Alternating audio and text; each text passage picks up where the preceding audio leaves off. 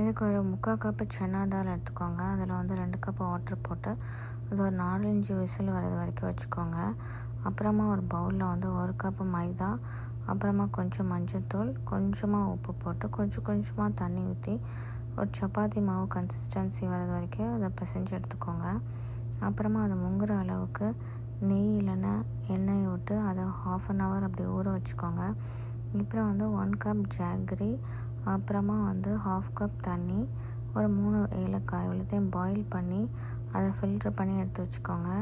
இப்போ நம்ம பாயில் பண்ண சன்னா தாலோட இந்த சிரப்பை மிக்ஸ் பண்ணி அதில் ஒரு 2 டேபிள் ஸ்பூன் கோகோனட் போட்டு கொஞ்சமாக எண்ணெய் விட்டு அதை நல்லா கட்டியாக அந்த பதத்துக்கு வந்தோன்னா ஆஃப் பண்ணிக்கோங்க.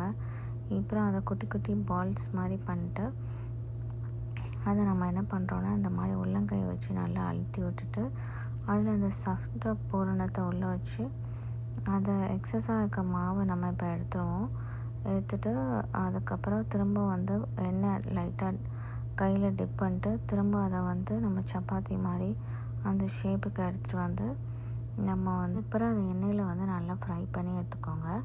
சூப்பரான பருப்பு போலி ரெடி. தேங்க்ஸ் ஃபார் வாட்சிங். பாய்.